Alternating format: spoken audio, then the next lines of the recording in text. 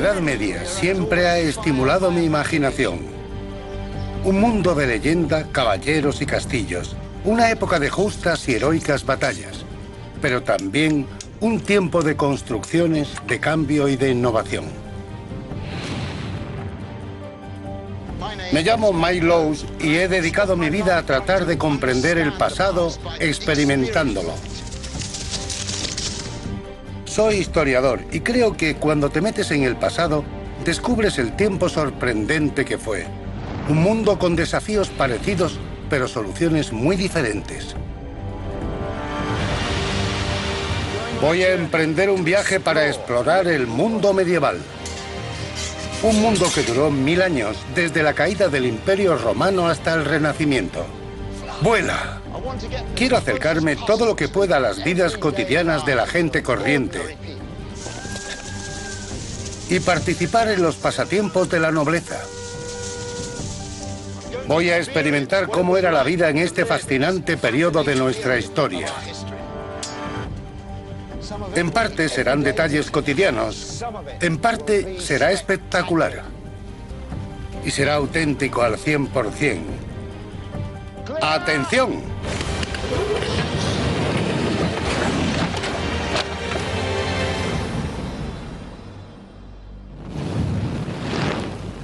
La salvaje Edad Media.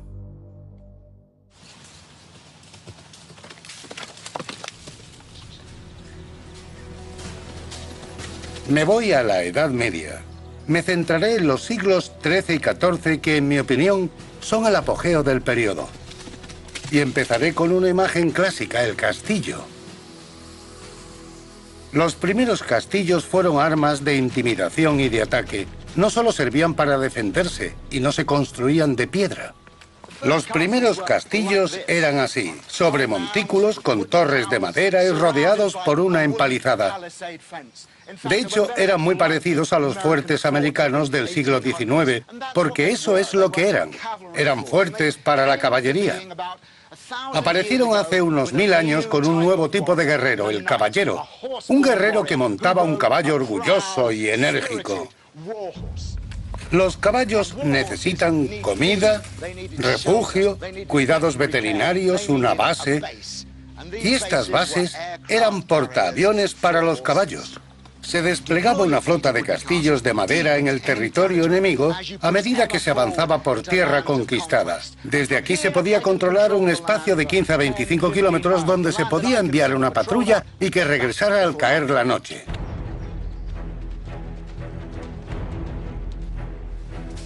Pero ¿quiénes eran esos caballeros?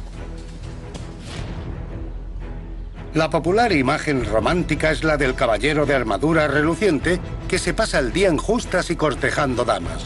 Hay parte de verdad en eso, pero antes que nada, un caballero era un soldado. El culto a la caballería se centró y se basó en el guerrero de élite a caballo. Su principal arma de ataque era la lanza. Los caballeros eran tropas de choque que se abrían camino hacia la victoria con el impulso de su carga. Pero los caballeros, especialmente en Inglaterra, luchaban tanto a pie como a caballo.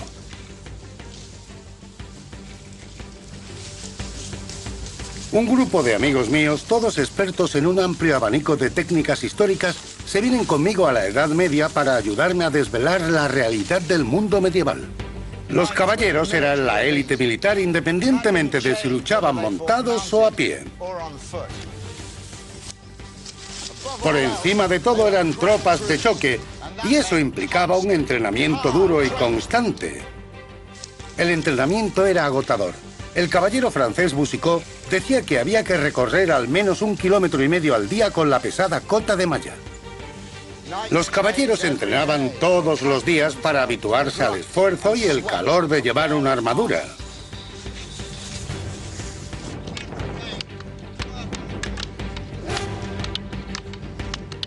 Esto es el pelele. Este sólido poste de madera es el equivalente medieval del saco de arena de los boxeadores. Entrenaban con el pelele con espadas de madera. Muchos textos nos dicen que las espadas de madera debían pesar el doble que las de acero. Así que no era para hacerlo más fácil, sino para aumentar la fuerza y la resistencia. En la batalla el combate era duro, cruel y brutal. Y los caballeros, rudos luchadores, peleaban con todos los medios de que disponían. Usaban escudos para luchar. Para el cuerpo a cuerpo se podía usar el filo, pero por supuesto el escudo en el campo de batalla se usaba para protegerse de los arqueros. Por eso lo llevaban. Pero en una apretada masa de hombres también se convertía en un arma.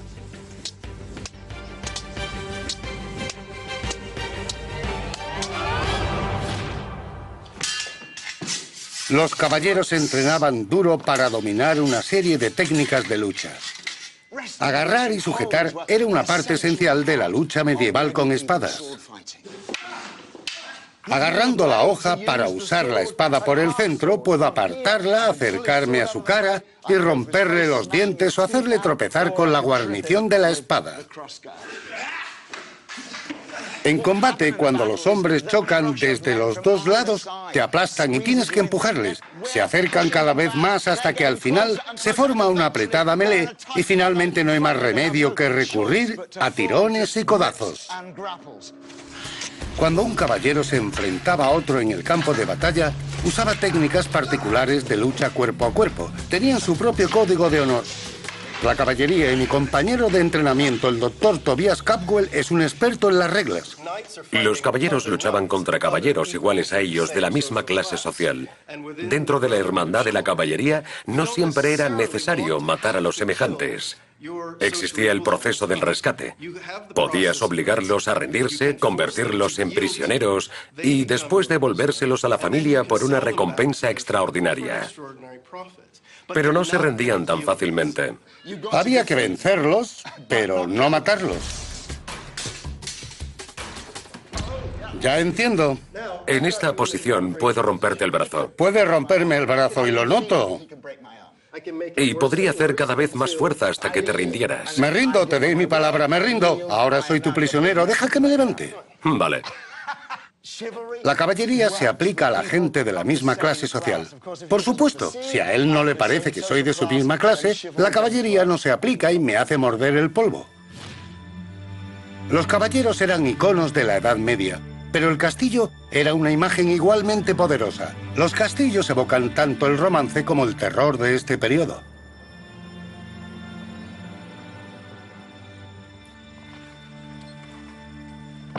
Gracias, Thierry. Pero no solo voy a echarle un vistazo a un castillo antiguo, voy a ayudar a construir uno. ¡Oh! Esto es Guédelon, en Francia.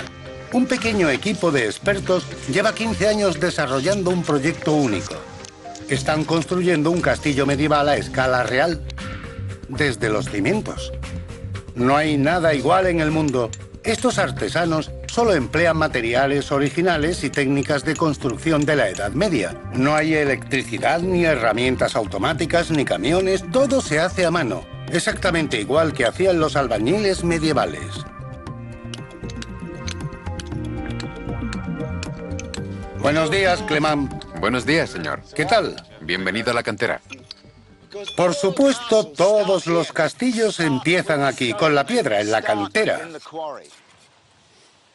También para extraer la piedra se utilizan solo técnicas tradicionales y trabajo duro.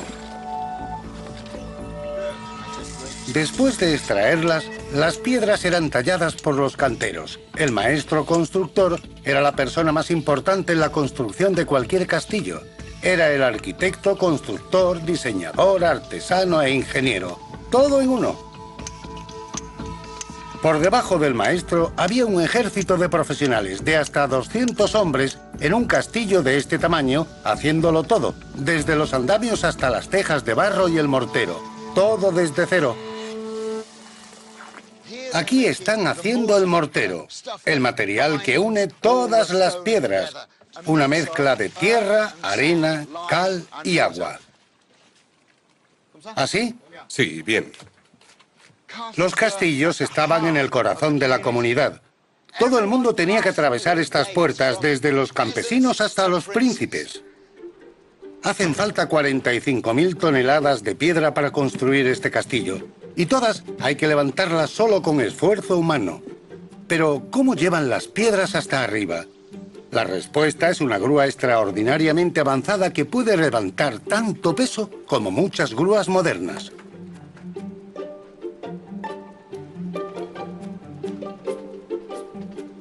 Este es un mecanismo de lo más ingenioso. Este torno de doble tambor tiene capacidad para levantar 2/3 de tonelada. Podemos accionarlo entre dos personas caminando como hámsters. No es muy distinto a andar sobre la cinta de un gimnasio. Podemos ver la enorme carga que estamos levantando.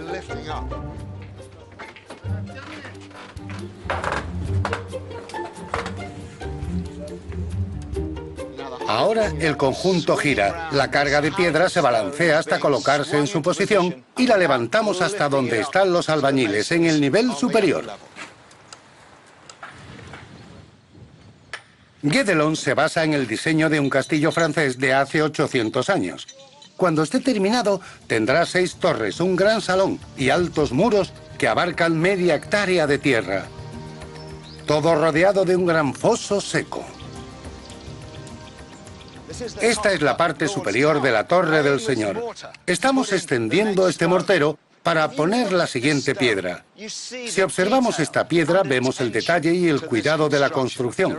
Todas estas son las marcas del cantero. Lo primero que hay es una flecha que nos indica que tiene que orientarse hacia aquí. Este es el nombre del hombre que lo ha hecho, el que la ha tallado.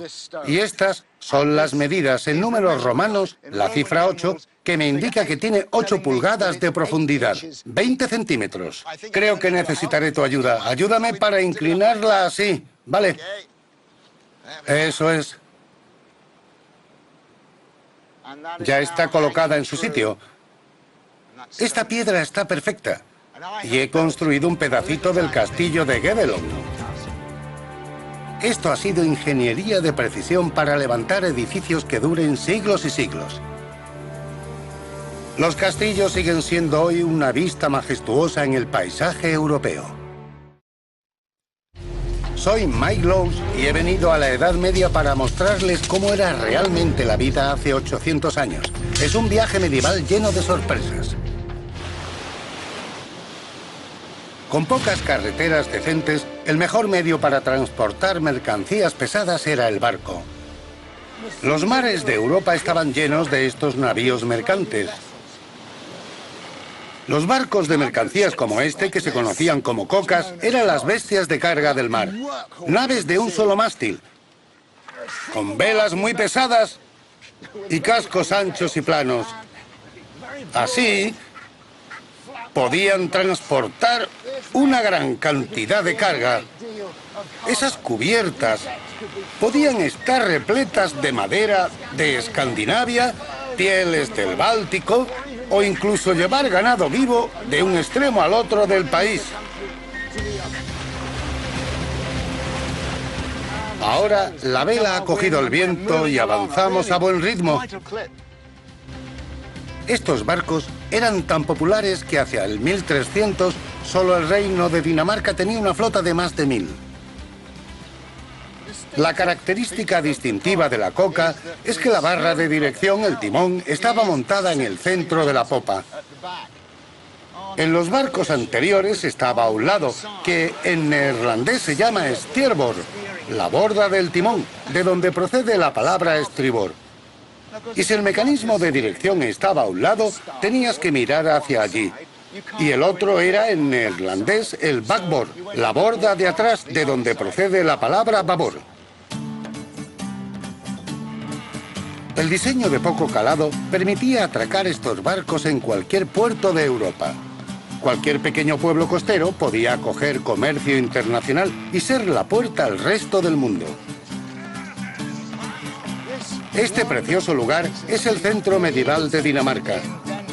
Es una réplica de la ciudad portuaria que se podía encontrar por toda Europa.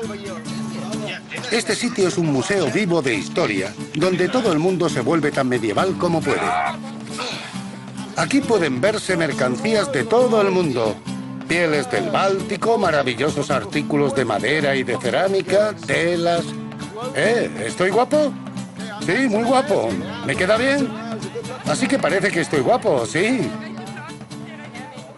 No tengo ni idea de lo que dicen, pero seguro que les parezco guapísimo. El problema es que hablan danés y no les entiendo. Pero eso sería un problema para un viajero medieval, no solo en los viajes internacionales, sino en su propio país. Los dialectos regionales eran prácticamente idiomas distintos. De modo que al viajero de York le resultaría muy difícil hacerse entender en Londres. Nadie comprendería al hombre de Marsella en París. Otro problema del mercado era asegurarte de que no te engañaban.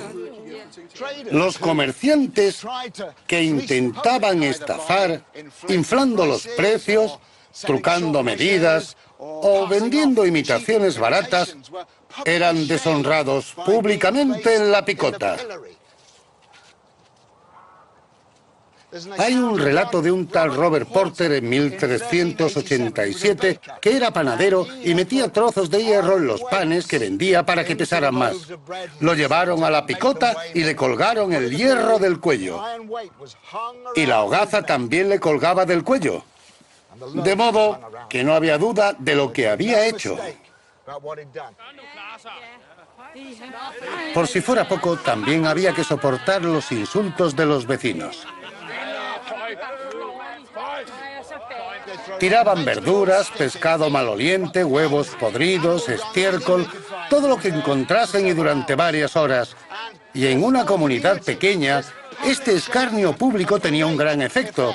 Equivalía a salir en la portada de un periódico sensacionalista. La picota no era el único castigo. A los ladrones se les marcaba con hierro la cara o las manos para que el mundo pudiera ver sus delitos para siempre. La idea de que la Europa medieval era aburrida y gris es errónea. En realidad, vibraba con deslumbrantes colores. Y para poner todo ese color en sus telas, usaban un ingrediente sorprendente. La que usaremos será orina envejecida de hombre. Tiene que ser de hombre y tiene que estar envejecida. Entonces, ¿de cuándo es esta orina? De hace un mes. Julia Clark es experta en tintes medievales. La lana y la tela se teñían con tintes vegetales y para algunos colores la orina era una parte clave del proceso. Adentro. Ahora añadimos la orina envejecida del hombre a la mezcla. En Londres, en el siglo XIV, había cubos en las esquinas de las calles para que los hombres depositaran su orina, que se recogía y se llevaba a las tintorerías locales. El amoníaco de la orina fija el tinte, pero la ciencia moderna no ha averiguado si realmente tenía que ser la de un hombre. El mundo medieval era un mundo hecho a mano. Las necesidades cotidianas requerían mucho trabajo y los artículos cotidianos no se elaboraban en fábricas de producción en serie, sino en talleres de artesanos. Incluso la tarea básica de encender fuego era un verdadero arte.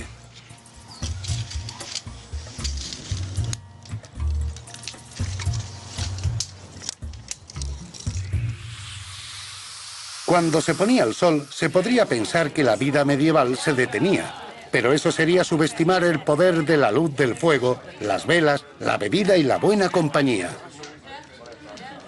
Esto es una taberna. No es especialmente acogedora para los extranjeros, para los forasteros. Por eso, yo iría a una posada. Allí el viajero encontraría comida y alojamiento. Una taberna es para los vecinos. Aquí todos se conocen. Es el punto de reunión local. Yo soy de fuera, así que me sentaré aquí solo. Las tabernas eran tan populares que en el siglo XIV Londres tenía el triple de ellas que de iglesias. Este es un establecimiento bastante respetable. Dicho esto, aquí vendría la gente en busca de prostitutas, a las que se distinguía porque llevaban capuchas amarillas, un sello característico distintivo. La luz y el calor eran caros en la Edad Media y las tabernas ofrecían luz y calor gratis para que la gente se reuniera. Así que este era el centro de la comunidad. ¡Salud!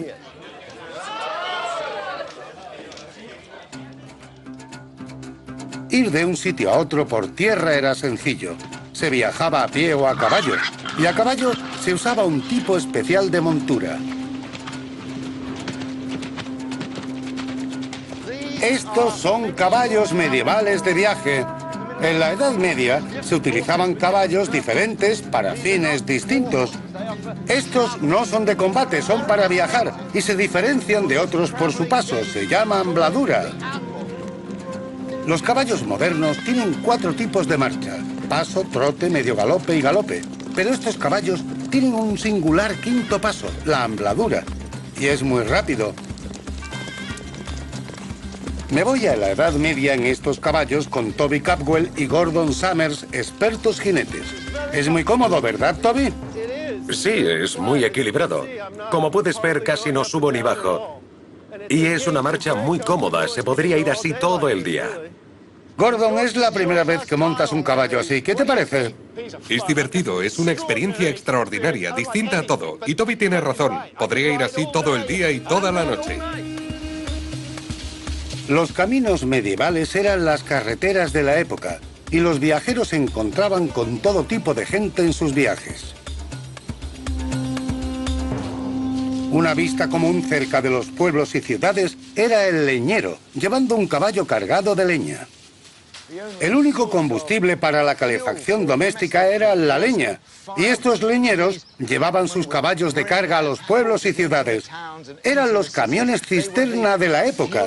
Londres, hacia el 1300, tenía una población de unos 80.000 habitantes. Pueden imaginarse la leña que necesitaban, no solo para calentar las casas, sino para los hornos de cerámica y de pan, o para las forjas de los herreros. Las caravanas de leñeros eran la línea de abastecimiento a las ciudades.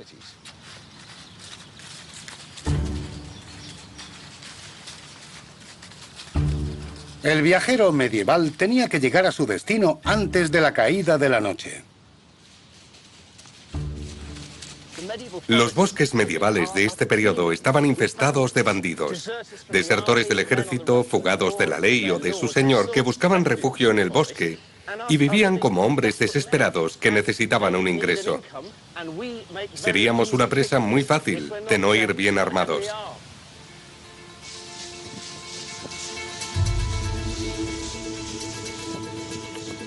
La amenaza de ser atacados en la Edad Media era real, y la gente se armaba como algo habitual.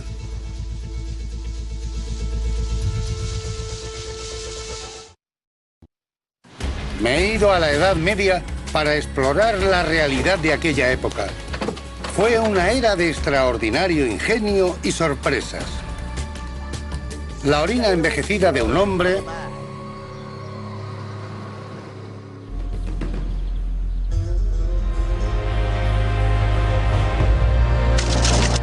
un mito es que los caballeros tenían que soportar grandes pesos. La verdad es todo lo contrario.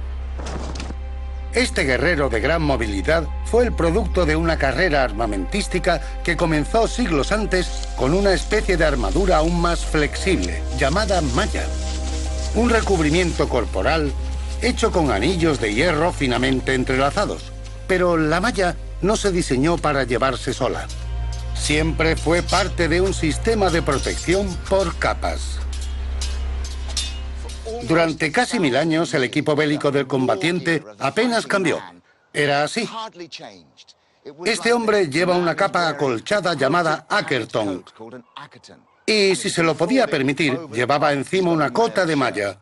Pero haga lo que haga, la verdadera clave es esta armadura de tela. Es lo que realmente detenía el impacto. Y eso era lo importante de la armadura de tela. La malla podía desviar una hoja con su superficie, pero esto es lo que protegía contra las heridas por golpes. Si le pego fuerte, lo que le protege realmente es este traje interior bien acolchado.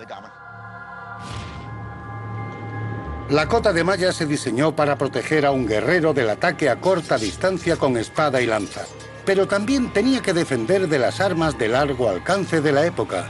Tensar. El arco de guerra. Soltar. Los arcos no eran nuevos en el combate, pero los productores de cota de malla se enfrentaban al poder del arco de guerra. Esta es la Sociedad Inglesa de Arcos de Guerra. Estos arcos tienen una potencia fenomenal. La clave de esta potencia es la fuerza de tensión. La fuerza de tensión de un arco es sencillamente la medida del peso necesario para tensar completamente la cuerda. Y Mark la ha tensado hasta 80 centímetros, lo que significa que este arco lleva 76 kilos y medio. Hacen falta 76 kilos y medio de fuerza muscular para tensarlo completamente. ¿Pero eran eficaces estos arcos en el campo de batalla? En la batalla de Crécy, en 1346, los ingleses, bajo el mando de Eduardo III, lucharon contra un ejército francés que los superaba en número por 5-1. A pesar de tener todas las probabilidades en contra, las fuerzas inglesas obtuvieron la victoria. La clave del éxito de Eduardo fueron los arqueros. Llevó a 7.000 de ellos, casi la mitad de su ejército, a la batalla. Si calculamos, siendo prudentes, que podían disparar 10 o 12 flechas por minuto, significaría que en un cuarto de hora habrían disparado más de 1 millón de flechas. Y esta batalla duró horas y horas. Eso habría acabado con las reservas de flechas muy rápidamente. Y las flechas eran una munición muy sofisticada y cara. ¿Cuál era el mejor modo de usarlas? Algunos creen que en las batallas medievales los arqueros disparaban a grandes distancias de hasta 300 metros. A mí me parece poco probable. No hay ninguna obra de arte o manuscrito que muestre a arqueros disparando hacia arriba. No se les ve disparar así. En las escenas de batallas siempre disparan directamente, así. Creo que disparan a una distancia mucho menor, puede que a 30 o 35 metros para el máximo impacto. ¿Pero podía este impacto con la armadura del enemigo?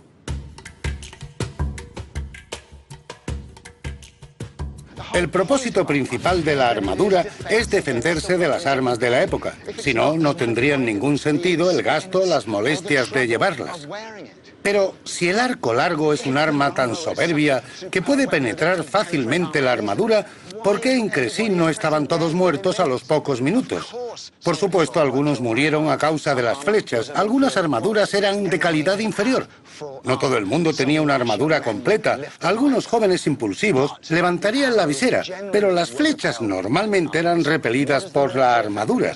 Así pues, ¿cuál es la eficacia militar de los arcos? Es el traumatismo causado por el golpe, es el recibir un impacto detrás de otro de esos arcos pesados. Y quiero hacer un experimento para medir cómo eran los impactos que recibían. Me ayudará el doctor Matthew Payne, especialista en heridas de deportes de contacto. Bueno, Matt, este es Bob, el boxeador, al que usas para medir la potencia de los golpes de los boxeadores. Está calibrado para las artes marciales de boxeo, puñetazos y patadas. Ya, así que podemos medir qué cantidad de fuerza ejercen esas flechas dentro del cuerpo. Sí, estos sensores medirán la fuerza en cualquier parte por esta zona. Y a partir de eso podremos tomar medidas y hacer cálculos. Así que lo primero que tenemos que hacer es colocarle la armadura de tela. La armadura de tela que los soldados llevaban bajo la cota de malla está diseñada para absorber y repartir la fuerza de un arco. Consta de 25 capas de tejido cosidas entre sí y acolchadas para proporcionarles más densidad. Esto lo ponemos sobre las almohadillas y luego colocamos encima esta cota de malla. Esto pasa por aquí. Es ancho de hombros. Para el experimento, los dos arqueros usarán arcos de guerra de 63 kilos de tensión a muy poca distancia. Ya está. Los sensores del muñeco registrarán la fuerza de las flechas y transmitirán los datos a un ordenador.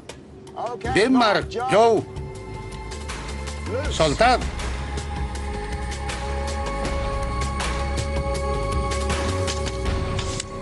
Buen disparo. ¿Se ha registrado? Esto no es la práctica de tiro con arco de un domingo por la tarde. Estaban combatiendo. 51,75 kilos.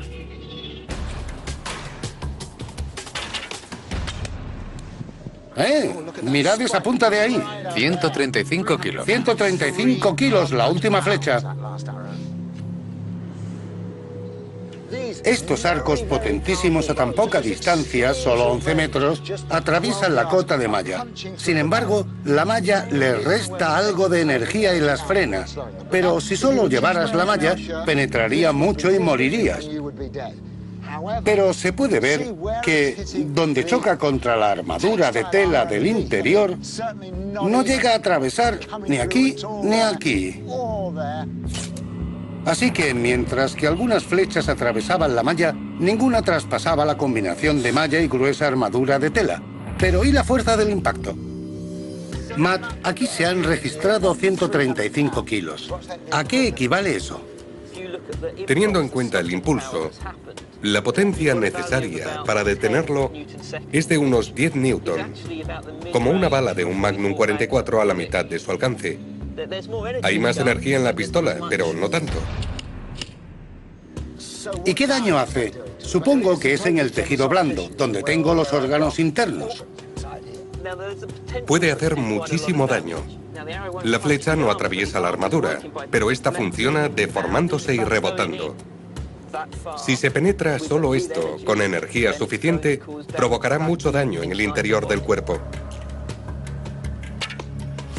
El experimento sugiere que en una sucesión de impactos de flecha provocarían un violento ataque a base de potentes golpes que debilitaría al enemigo socavando su resistencia y su moral. Incluso aunque las flechas no pudieran atravesar la armadura, eran potentes puños con golpes a distancia. Tensar. Soltar.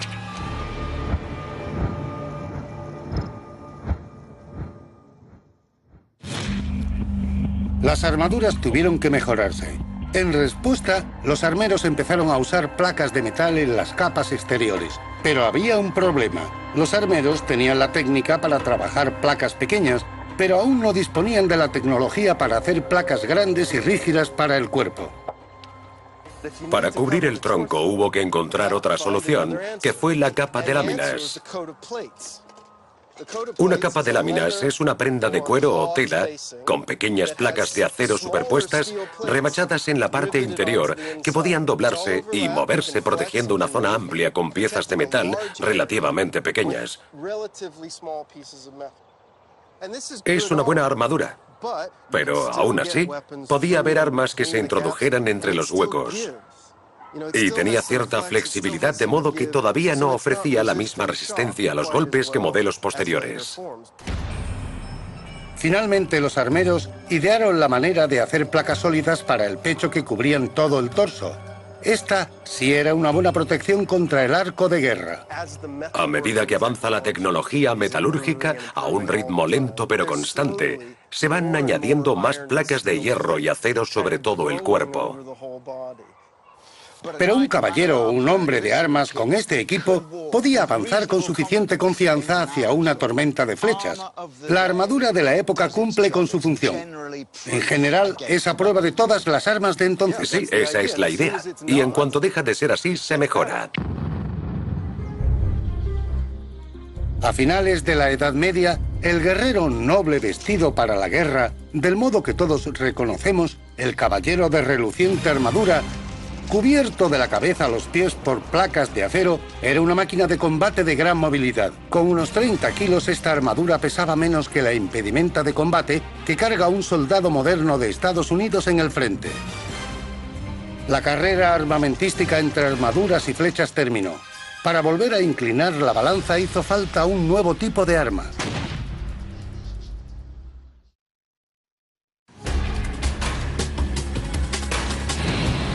Llevo toda la vida descubriendo las sorprendentes realidades de la vida durante la Edad Media. Ahora me pongo medieval para desvelar la verdad oculta tras la gran obsesión de las clases nobles, la caza.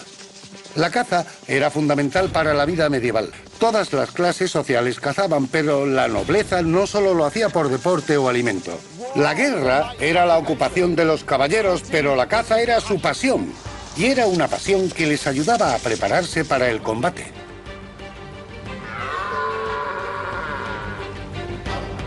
Un noble francés de la época escribió: para todo tipo de encuentro militar, la caza es un entrenamiento mejor que las justas. La caza era un acontecimiento con muchos rituales y normas. Era un acontecimiento de alto nivel. Para una gran partida de caza, se reunían en el bosque al alba y hacían un desayuno formal. Buenos días, caballeros. Gracias, Steve. Esto es mucho más que un acto social, ¿verdad? Refuerza toda la estructura social. Había gente de todos los niveles sociales, cada uno con su función. Y en el campo de batalla eso era tremendamente importante, porque un ejército medieval eficaz tenía distintos tipos de soldados que colaboraban entre sí. La caza se planeaba meticulosamente, combinando hombres, caballos y perros. Los perros medievales no eran como los modernos con pedigrí. Había varias razas criadas puramente con una finalidad práctica. Lo primero era encontrar al ciervo. El maestro de caza podía descifrar las pistas dejadas por el animal.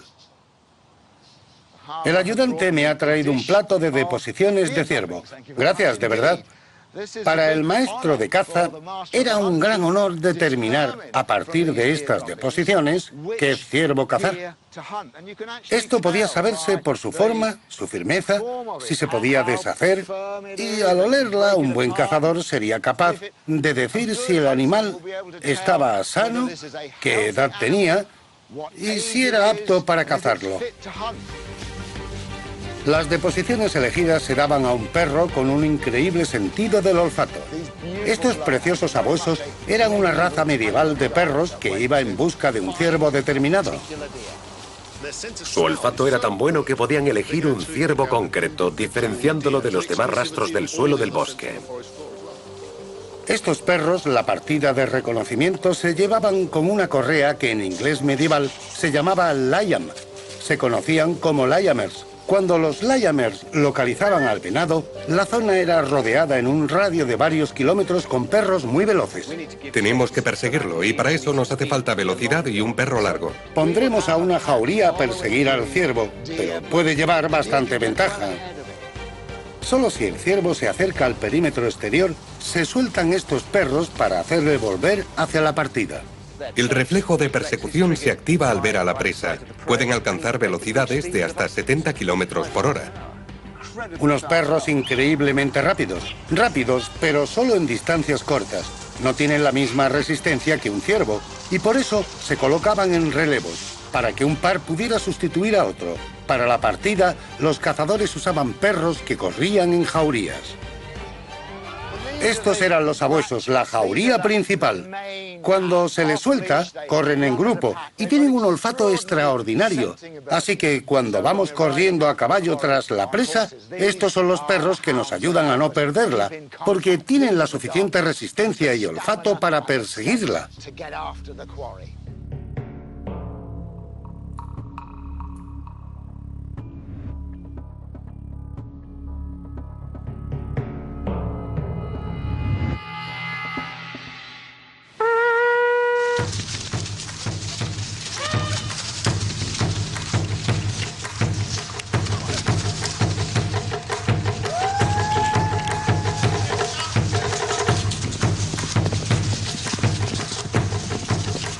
Las tácticas, el peligro, la adrenalina, la camaradería, era exactamente igual que en una campaña militar. La emoción de la caza era irresistible y preparaba al hombre para los rigores del combate.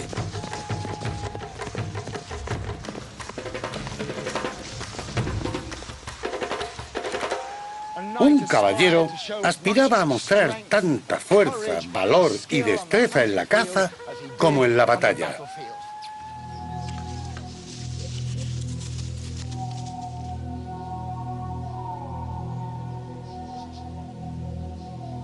Cobrar una pieza peligrosa que pudiera defenderse confería un estatus especial. La hazaña más prestigiosa de todas era cazar un jabalí. Imagine que eso se le viene encima. 300 kilos de músculos gruñendo y armados con colmillos como dagas.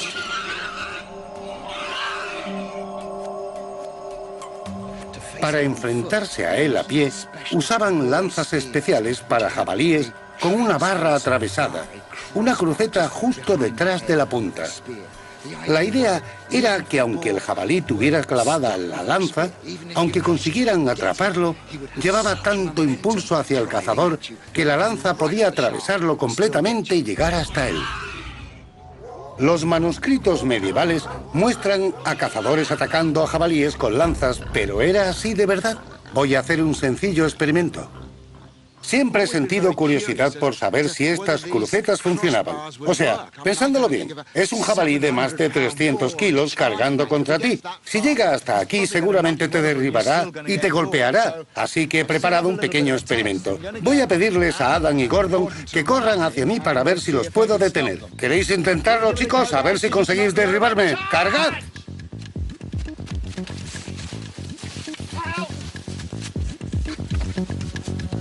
Hacen falta 2 personas para sostenerla, así que para superar la prueba tenía que estar solo para resistir la carga.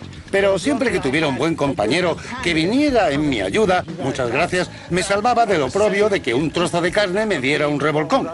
Aunque hacía falta un hombre muy valiente para enfrentarse a un jabalí cargando sin que antes lo hubieran detenido los mastines.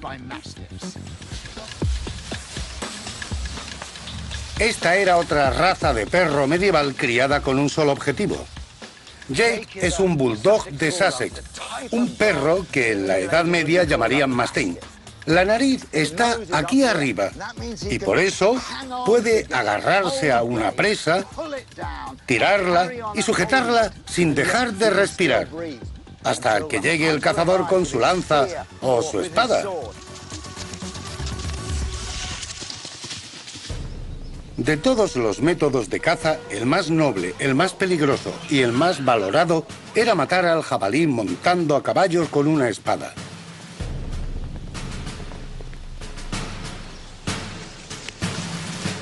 Cuando la presa moría, el caballero la descuartizaba en el campo. En la práctica, esto significaba trozos lo bastante pequeños para que sus sirvientes lo llevaran a casa. Y también que los caballeros se acostumbraban a la sangre y las vísceras de los animales muertos que estaban familiarizados y no sentirían náuseas en el campo de batalla. Pan empapado en sangre y tostado al fuego era la recompensa favorita de los perros. Buen perro. Hoy ha sido un día muy provechoso. Hemos experimentado la caza medieval. Hemos reforzado el vínculo con los perros y entre nosotros. Ha sido como unas maniobras militares. Eso era la caza para la gente en la Edad Media. Era una metáfora y un entrenamiento para la guerra.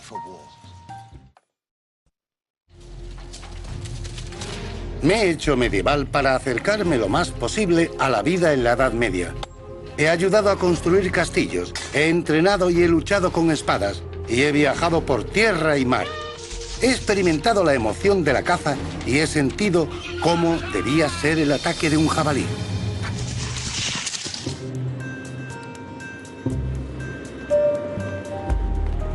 Ahora tengo en la muñeca uno de los depredadores más veloces de la naturaleza, un halcón. A pesar de toda la emoción y el prestigio de cazar presas peligrosas, el entrenamiento cinegético medieval más icónico y preferido con diferencia era la cetrería. ¡Vuela!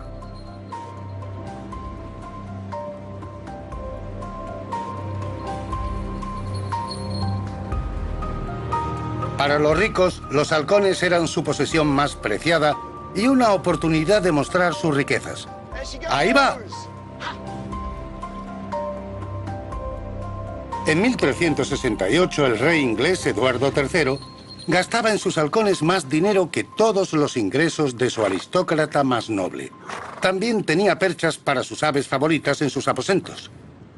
Para un buen día de cetrería, hacían falta varias aves. Se llevaban pájaros de repuesto en este armazón llamado catch, en inglés medieval. Y el hombre que lo llevaba se llamaba catcher. Hoy llamamos caddy a la persona que lleva los palos de golf y procede de esa misma palabra. Bueno, Lockhart, ¿nunca antes habías tenido un halcón en la mano? Nunca. Vamos a cambiar eso. El halcón lleva una capucha para mantenerlo quieto y tranquilo. Esto es un halcón lanario que se llama Babe.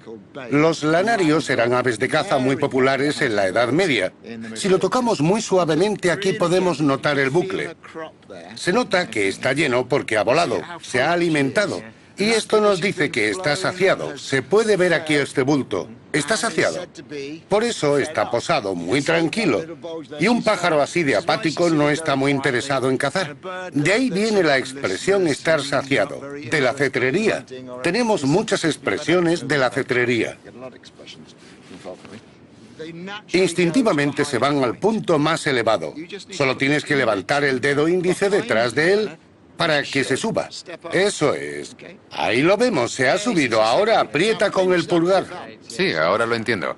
Ahora lo tienes controlado, lo tienes cogido con el pulgar. Bien. Y para más seguridad, voy a ponerle la correa que está atada a la lonja. Lo enrollaré aquí.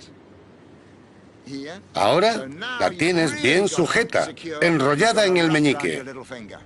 Vaya. ¿Qué tal? Genial. Es asombroso. Es como medieval. Qué pasada. Sí, esto nos conecta Desde el suelo hasta el cielo. desde el suelo hasta el cielo, totalmente.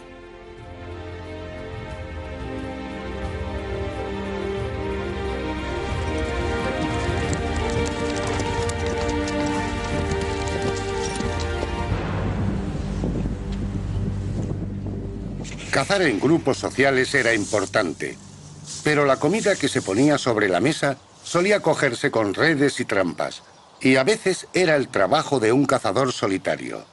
Los cazadores más hábiles usaban un arco o una ballesta, y su habilidad no consistía solo en tener una buena puntería, sino en saber recechar, acercarse a la presa.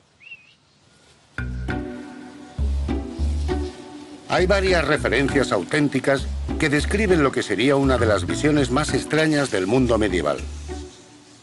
Había caballos para recechar que tenían este aspecto. Dos hombres disfrazados de caballo. ¿Crees que va a funcionar? Bueno, no vamos a engañar a nadie, pero lo importante es que oculta la forma humana. Cualquiera que haya visto un caballo en el campo sabe que a los conejos les da exactamente igual, porque no es un bípedo, no es un humano, es un animal. Esto es sencillamente un escondite móvil para acercarnos a la presa. Pero supongo que cuando te metes en un caballo, aparte de una silueta diferente, también olerías como un caballo. Supongo que también deberían tener el olor para que funcionara. Ya hay bastante olor aquí. Muchas gracias. Gracias a ti, Adam. Se puede cazar cualquier presa con un caballo de rececho, pero eran especialmente buenos para acercarse a los ciervos. ¡Alto! Eso no se puede hacer. ¿Perdón? Eso no se puede hacer. El castigo por molestar a los ciervos del rey es sacarte los ojos. Tienes razón. Este es un bosque real. Podemos coger conejos y pajaritos, pero aparte de eso, llevar armas es ilegal. Así que en el bosque del rey es ilegal una flecha así. Eso significaba que la gente normal no podía cazar aquí para poner comida sobre la mesa. Y no creo que necesite un caballo para acechar conejos, pero muchas gracias. De nada. Los derechos de caza de la nobleza se tomaban muy en serio, y el país estaba cubierto de bosques y cotos de caza, lugares donde solo la minoría de los privilegiados podía cazar.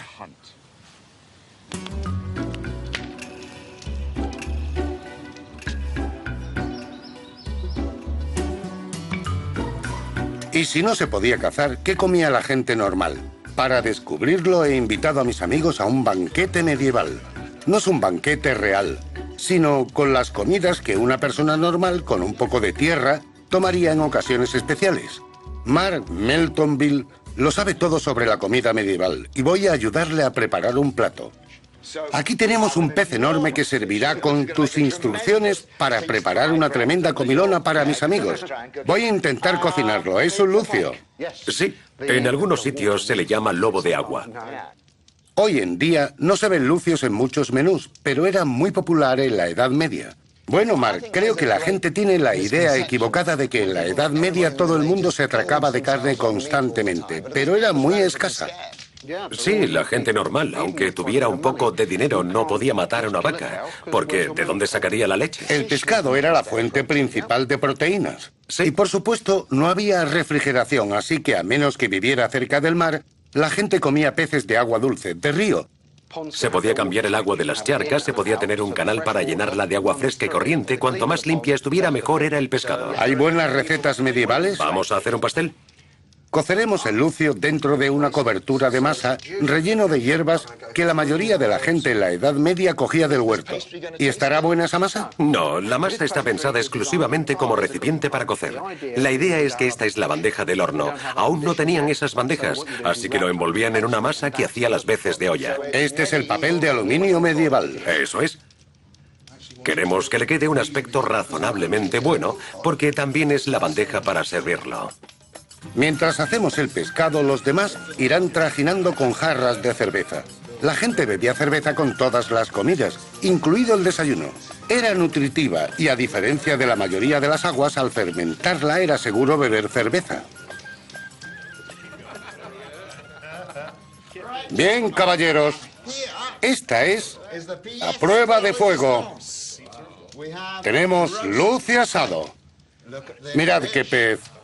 Voy a probar un pedacito. Sí, pruébalo, está delicioso. Tengo que probar un bocado. Me gusta mucho este lucio. Y está muy rico.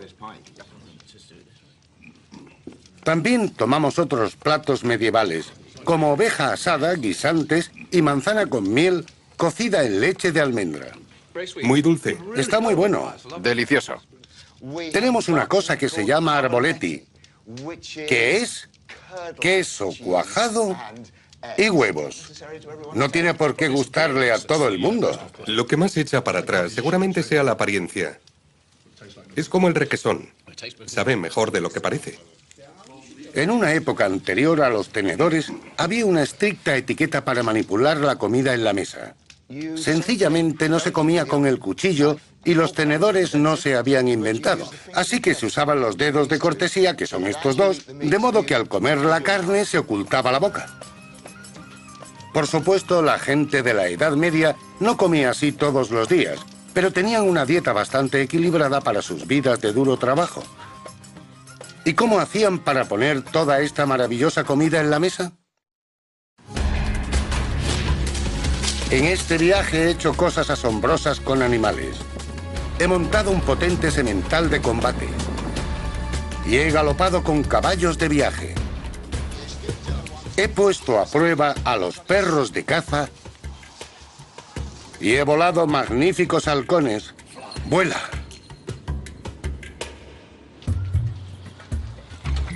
En el mundo medieval abundaban los animales. Las personas dependían de ellos para vivir y todos los animales cumplían una función. En el campo la mayoría de la gente tenía un cerdo. Solían tener una cerda para criar y vendían los lechones en el mercado, pero se quedaban con uno para alimentarse. En otoño lo engordaban con un método conocido como pannage.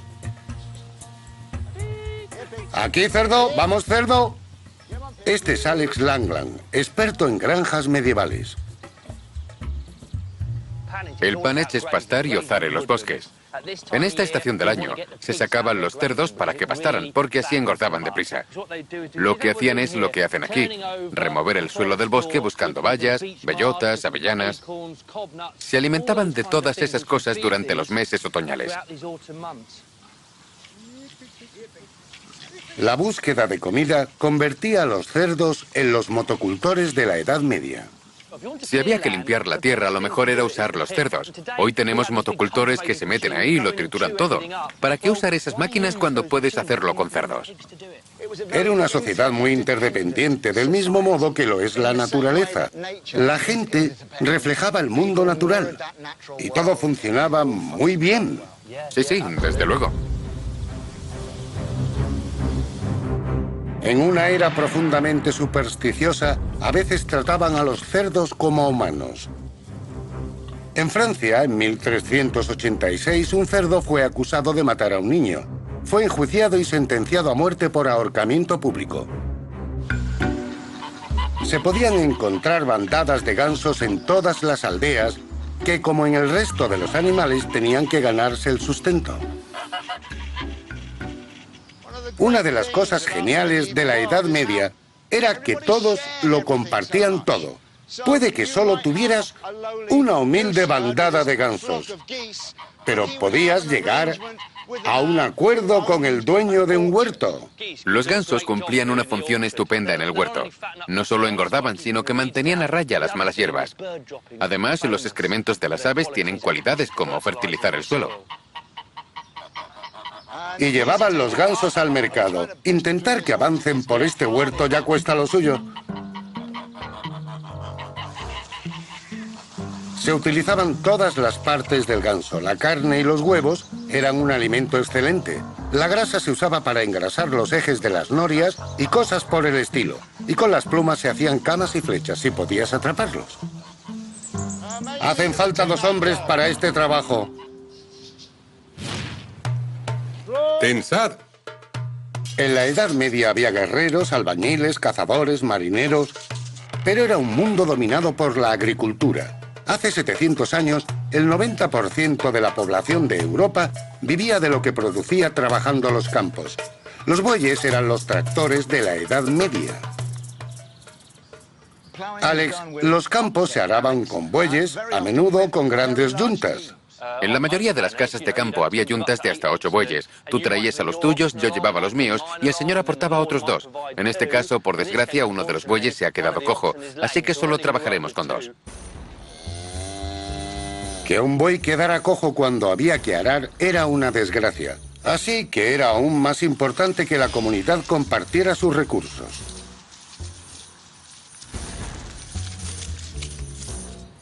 Este es el yugo auténtico. El yugo existe hace milenios. En la Edad Media, esta antigua tecnología aún se usaba para uncir los bueyes al arado. Es muy simple, pero eficaz. Es la mejor manera de aprovechar la fuerza que estos animales tienen en los lomos. Y por supuesto, cuantos más bueyes hubiera trabajando, más sencillo era para cada animal, y más trabajo podía hacerse en un día. Levanta la cabeza. Eso es. Sigue así. Adelante. Sigue. Muévete. Lo malo de los bueyes es que hay que azuzarlos continuamente. ¡Vamos allá! ¡Vamos! ¡Vamos allá! En la Edad Media tuvo lugar un cambio importantísimo que constituyó un avance fundamental para la tecnología agrícola, el invento del arado pesado. En mi opinión, esto es lo que realmente hizo que el mundo medieval avanzara, el arado pesado, porque te permite roturar estas tierras a mucha profundidad. El norte de Europa era famoso por sus tierras duras. Antes de este arado, solo se arañaba la superficie. Esta tecnología multiplica la fertilidad y eso es fundamental, porque las cosechas aumentan muchísimo. La población crece muchísimo y las ciudades también. Hay más dinero, ciudades más grandes y una expansión demográfica. Nada de esto hubiera sido posible sin la fuerza bruta de las yuntas de bueyes que tiraban del arado. La tierra medieval se dividía en parcelas individuales. No había vallados entre ellas, pero todo el mundo sabía cuál era la suya. Básicamente trabajaban todos juntos en común en provecho del campo, por decirlo así. ¡So! Porque el labrador araba los campos para todos. Sí, eso es. Arar estos suelos duros es un trabajo arduo y requería un profesional con talento. El labrador cobraba un porcentaje de la cosecha u otros productos, los demás vivían de lo que cultivaban. Lo que todos pretendían era obtener cereal suficiente para todo el año, ya fuera en forma de cerveza, de pan de centeno o panas secas. Pero además había que apartar grano suficiente para sembrar al año siguiente. Claro. Y todos tenían que cultivar lo suficiente para pagar sus impuestos al señor. Los ricos se hacían más ricos gracias al sudor de la tierra. La riqueza de la Edad Media estaba en el suelo, en la tierra, liberando el potencial de los duros suelos del norte de Europa, lo que le permitió florecer en los siglos XIII y XIV y convertirse en el lugar más rico de la tierra. He explorado el mundo medieval, en la guerra y en la paz. Por el camino he intentado poner a prueba ideas equivocadas sobre la gente y su forma de vida. Una de las percepciones modernas más habituales sobre la Edad Media es que todo el mundo estaba asqueroso, sucio y maloliente. Estoy seguro de que mucha gente era así, pero ahora pasa lo mismo. La higiene personal no es una cuestión de si hay productos disponibles, sino de si se usan o no. Tenían jabón. La doctora Catherine Flower Bond es especialista en la vida doméstica medieval y ha hecho estos jabones con auténticas recetas medievales. ¿Un jabón como este es caro o está al alcance de todos los estratos sociales? Este en concreto está al alcance de todo el mundo, porque está hecho con sebo. ¿Que es grasa de oveja o de cabra? Es relativamente barato, pero también le hemos añadido orina envejecida que he filtrado. Eso le aporta amoníaco, o sea, lejía. Sí, esto nos ayudará con las manchas resistentes, con los cuellos y los puños, para quitar la mugre más rebelde. Cualquier campesino podía hacerlo. Sí, producirlo es relativamente barato. Y más barato aún es este, que solo tiene grasa normal de cerdo. Vaya. Mi mujer se sorprendería si viera esto. Es un trabajo duro. Lo es, y frío también. En el proceso no hay agua caliente en ningún momento. Siempre agua fría. En la Edad Media tenían jabones como estos e ingeniosos aparatos para lavar como este. Efectivamente. Esto se llama batidor. Sí, esto empuja la suciedad a través de las fibras. El proceso es exactamente el mismo que en una lavadora moderna. Pero estos son detergentes para la colada. ¿Y la higiene personal? Aquí tenemos una selección de jabones. Se le podían añadir rosas, caléndula o cualquier olor que te gustara y eran un poco más caros. ¡Qué bien huele! También los había sencillos, como este, que se llamaba jabón de Castilla. Estaba reservado para gente de cierto nivel económico. Sí, puedo notar que es un jabón de lujo. Casi parece que hidrata al mismo tiempo. Sí, es muy agradable. En la Edad Media, la gente tampoco se olvidaba de los dientes. Hoy, los estadounidenses se gastan 1.500 millones de euros al año en cepillos de dientes. Hace 700 años eran gratis. Ramas como el avellano, el regaliz o la raíz de malvavisco, como se puede comprobar al masticarlas, se vuelven muy fibrosas, como las cerdas de un cepillo. No es tan suave ni tan cómodo como mi cepillo moderno, pero funciona. Lástima que se me queden todos los pedazos en la boca. Es un poco... La pasta de dientes salía directamente del huerto. Esto es sal y salvia para restregarse. ¡Oh! ¡Qué agradable! Me gusta. La salvia evita que sangren las encías y la sal se lleva todo el sarro. Pero no solo se trataba de tener un aliento fresco y de ser agradable en sociedad. Exacto. Por todas partes había malos olores y lo que se consideraban enfermedades. Estaban rodeados de cosas que podían oler e ingerir y hacían cosas como estas, que son cuentas. Ambientadores de hierbas para salir a la calle, al mercado, donde quiera que oliera mal. Te llevabas las cuentas, te las restregabas en las manos y al olerlas y respirar los vapores, te fumigabas contra esas enfermedades. Es un olor muy fuerte, muy potente. Y es extraordinaria la creencia de que podías fumigarte, porque creían que todas las enfermedades eran transportadas por las miasmas. Los malos olores de la atmósfera, que si los respirabas, te hacían enfermar. Si fumigarte con hierbas no funcionaba, podías ir al médico del pueblo para uno de los tratamientos más extraños de la Edad Media. He hecho muchas cosas medievales en mi época, pero nunca había probado esta, una sangría con sanguijuelas. Rory McCready es experto en medicina y cirugía medieval. He notado un cosquilleo. Podría ser eso. Así que me has puesto una sanguijuela en el brazo. He sentido un pequeño pinchazo cuando se ha clavado. Esta práctica era básica en la medicina medieval. Sí. En la Edad Media se creía que el bienestar estaba controlado por 4 misteriosos fluidos corporales llamados humores. Eran la bilis negra, la bilis amarilla, la flema y la sangre. Se suponía que una sangría con sanguijuelas mantenía sus humores en equilibrio. Las sangrías eran bastante frecuentes. La idea era hacer una sangría cada poco tiempo para mantener un equilibrio. Y así me sentiría bien. Sí. Así no estarías enfermo. No te encontrarías mal. Ah, comprendo. Ahora está bastante gordo. Me está inyectando una enzima que licúa mi sangre. ¿Un anticoagulante? Sí, las enzimas de las sanguijuelas se usan para la gente que sufre trombosis, para eliminar coágulos de sangre.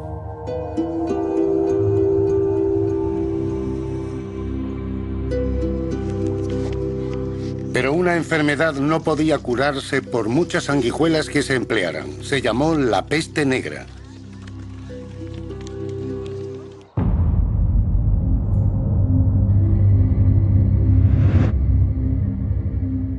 Entre 1348 y 1350, una gran epidemia barrió Europa, matando al 50% de la población.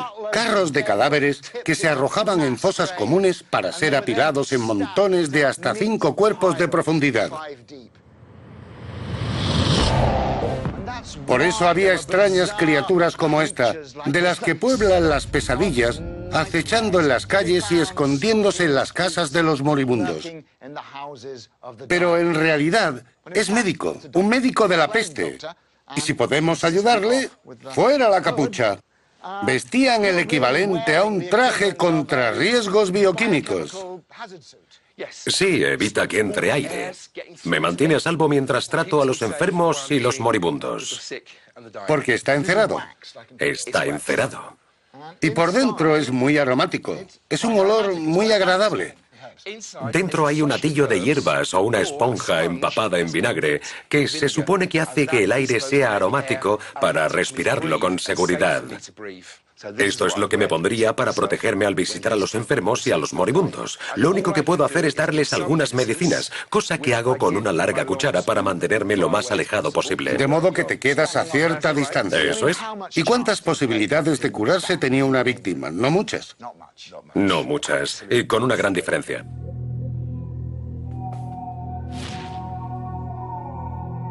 Transmitida por unas pulgas de las ratas, la peste lleva a sus víctimas a una muerte horrible. Salían bubones negros y pestilentes por todo el cuerpo, y a los pocos días de aparecer la infección casi todos morían.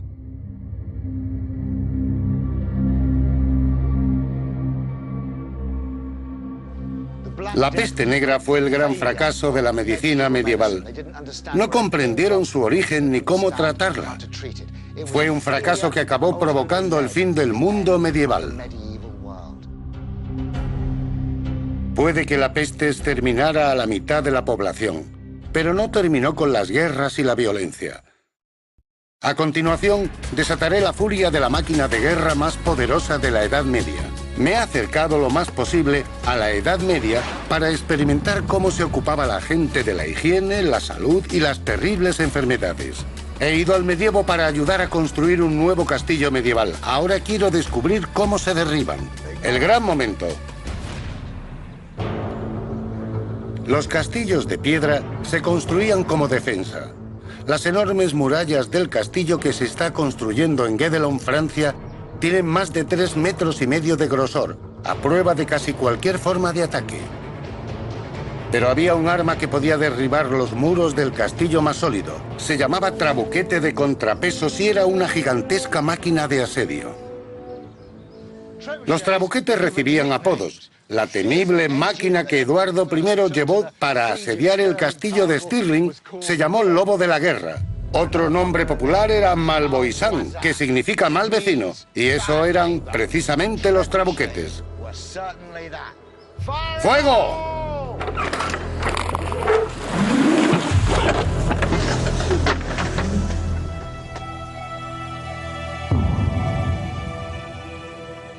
Ha debido llegar al menos a 400 o 500 metros. Vamos a recargar para repetirlo.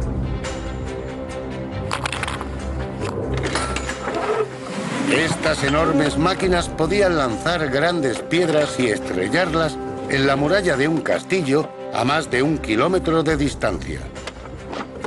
En el centro medieval de Dinamarca han construido una reproducción a tamaño real y plenamente operativa de un trabuquete. Así es como funciona. Varios hombres, caminando dentro de dos tornos, enrollan una cuerda que tira hacia abajo del largo brazo del trabuquete y levanta el contrapeso. Cuando se suelta el brazo, el contrapeso cae, lanzando el brazo y su carga letal hacia arriba. El lobo de la guerra, el trabuquete de Eduardo I, era tan enorme que se necesitaron 5 carpinteros y 50 hombres durante 3 meses de trabajo para construirlo. Con una munición de un calibre y un peso adecuados, el trabuquete era letalmente preciso. Se podía alcanzar la parte de la muralla una y otra vez, debilitándola hasta abrir una brecha.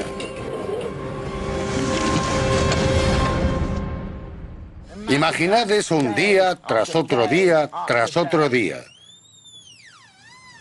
Esta gran tolva contiene hasta 10 toneladas de piedra y he venido a ayudar a levantarla. Es un trabajo realmente agotador. Seguro que hay muchas formas de medir la energía, julios, vatios o lo que sea. Pero no hay nada mejor para medir la potencia de esta gran máquina que caminar dentro de ella. Cada músculo nota hasta el mínimo gramo de energía que estamos aplicando aquí. Un equipo endurecido en la batalla podía levantar el contrapeso en 15 minutos. Esto significa un bombardeo constante de piedras todo el día, toda la noche. Los trabuquetes no usaban únicamente piedras. También se empleaban cadáveres putrefactos de animales para propagar enfermedades dentro del castillo, para lanzar colmenas de abejas, para devolver a casa las cabezas cortadas de los prisioneros enemigos. Se usaban como armas para infundir terror, pero lo más terrorífico eran las grandes bolas de fuego.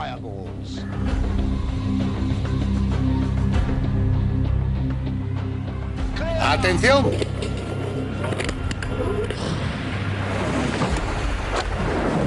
¡Mirad! Es un estruendo de llamas cruzando el cielo. Y estas bolas podían atravesar los techos de los castillos, estrellarse contra las estructuras de madera, los establos y todos los edificios del patio y extender el fuego por todo el lugar. Los defensores del castillo tenían que prepararse para una larga espera. La mayor parte de la guerra medieval consistía en asedios que había que resistir durante meses, si era necesario. Lo más importante de un castillo era tener suministro de agua dentro de sus murallas. Muchos castillos podían tener 2 o 3 pozos.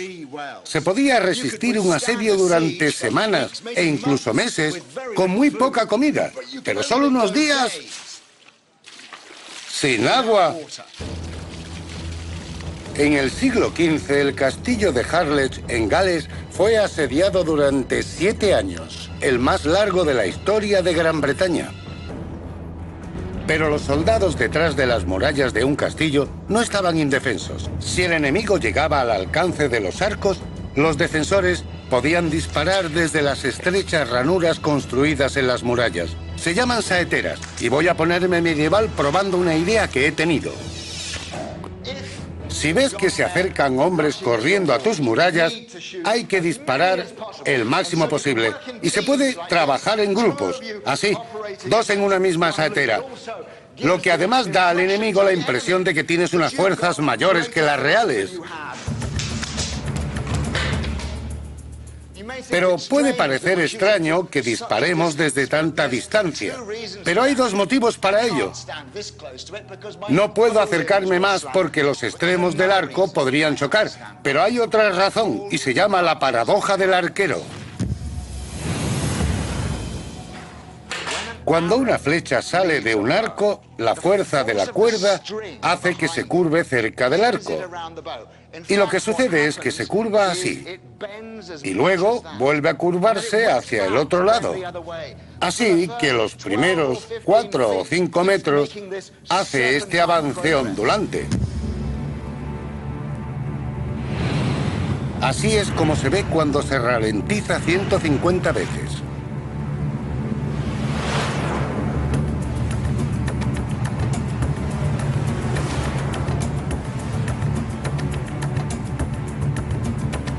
La flecha atraviesa el aire oscilando y recorre hasta 5 metros antes de enderezarse. Así que tengo que echarme hacia atrás para que salga recta.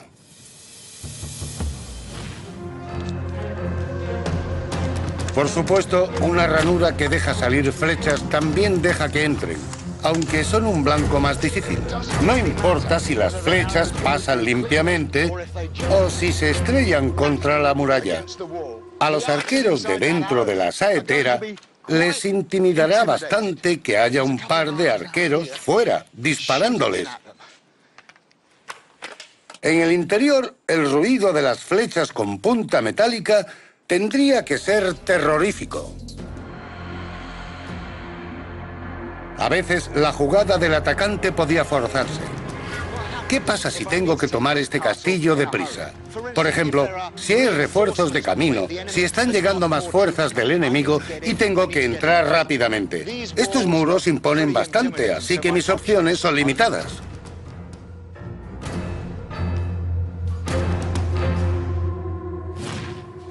Una de las maneras más desesperadas y sin duda peligrosas de tomar un castillo era escalando, subiendo por lo alto de las murallas, a veces construyendo elaboradas torres de asedio, pero lo más habitual era que solo se emplearan hombres valientes y escaleras. Era tremendamente arriesgado que cuando había gente tirándote piedras a la cabeza o arqueros que podían dispararte desde los lados, pero tenías que seguir avanzando, tenías que subir la escalera porque había más hombres detrás de ti. Cuando llegabas arriba, no te recibían con los brazos abiertos. Te atacaban y entonces surgía un problema. Estoy colgado de la escalera con una mano y llevo el escudo en la otra. Es muy difícil desenvainar la espada. Quizá pueda sacar una daga más rápidamente. Pero eso no creo que te asuste mucho, ¿verdad? No. Mira, puedo empujarte por el hueco, apartarte y echarte de la muralla. La opción más evidente para mí es intentar empujar la escalera, pero no puedo moverla. Puede que haya 15 o 20 soldados gruñendo detrás de mí en esta escalera. Es un peso enorme contra el muro. Para tirarla harían falta una palanca tremenda. Una barra. Necesitaría una barra y 10 hombres fornidos para ejercer esa fuerza, pero eso me privaría de 10 defensores vitales. Mi cometido no es tanto llegar arriba, sino ganar tiempo, sacar la espada y mantenerte en una posición en donde estás, haciendo que te defiendas. ¡Estés ocupado! Pero, aunque consiguieras escalar la muralla y entrar en el castillo, los defensores tendrían guardado un último truco. Ya he superado las defensas exteriores. He atravesado el muro, he derribado esta puerta de hierro y ahora estoy en una pequeña cámara del último bastión, en la ciudadela del castillo. Pero el ingenio de los constructores de castillos no tenían límites, porque por encima de mí hay un hueco asesino.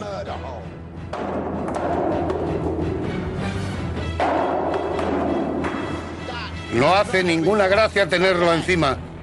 Puede estar armado con cientos de piedras. Te llevas allí a 4 o 5 hombres escogidos y da igual el tamaño del ejército. Lo puedes derrotar en esta última posición.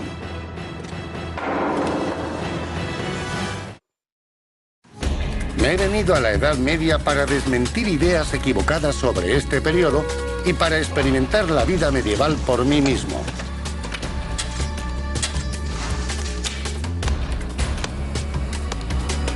Ahora voy a examinar un invento medieval que cambió la naturaleza de la guerra para siempre.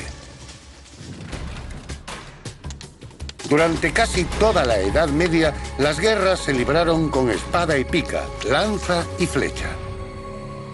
Pero en el siglo XIV llegó a Europa un invento que lo cambiaría todo: el arma de fuego.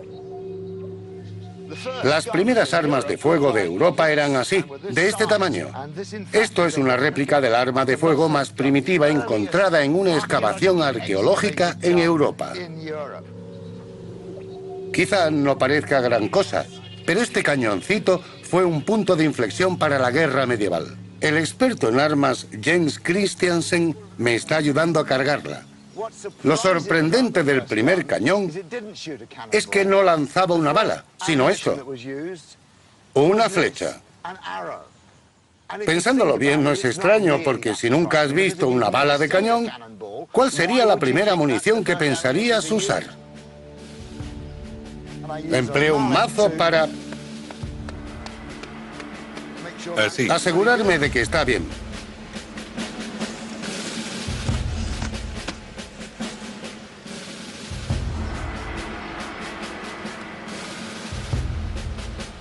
Los artilleros medievales se consideraban contrarios a la caballería. Les amenazaban con cortarles las manos y arrancarles los ojos y los capturaban. Bien, voy a encenderlo.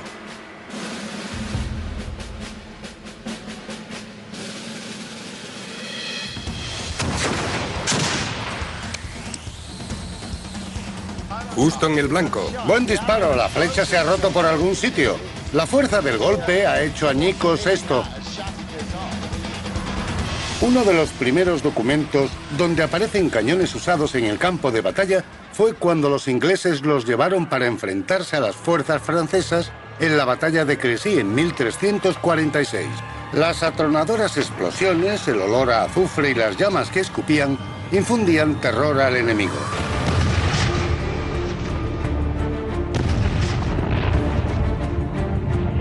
Un cronista de la época escribió: hacen un ruido como el trueno y causan muchas pérdidas en hombres y caballos.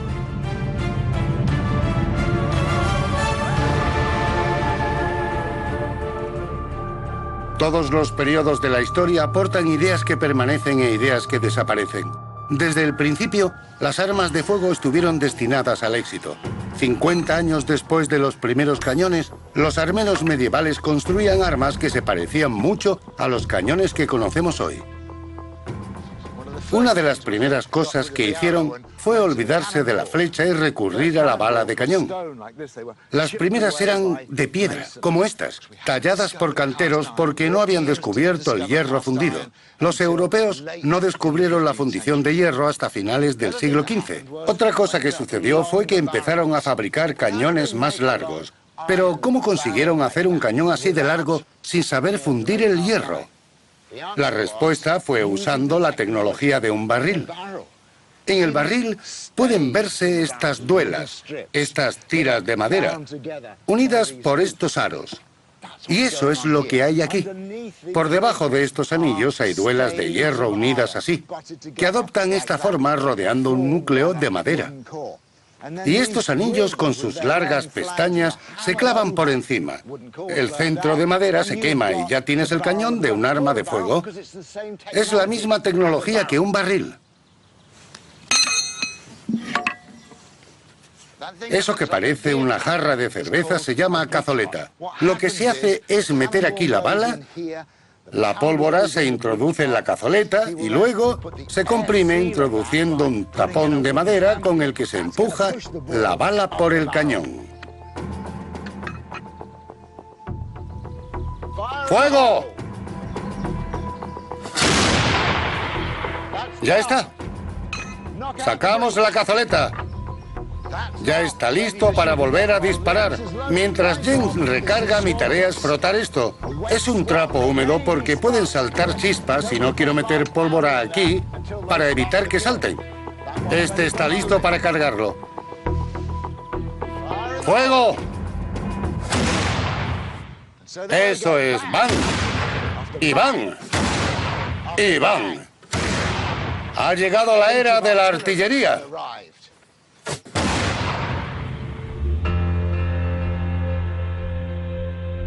La llegada de las armas de fuego fue una de las señales de que la Edad Media llegaba a su fin. Cambió el curso de la guerra y de la civilización para siempre. Ir a la Edad Media ha sido un viaje increíble. He ayudado a construir y a atacar castillos medievales. He arado con bueyes y he probado comidas medievales. He cazado con perros y he luchado con espadas. He viajado en barco y a caballo y he visto una instantánea alegre y llamativa de la vida medieval.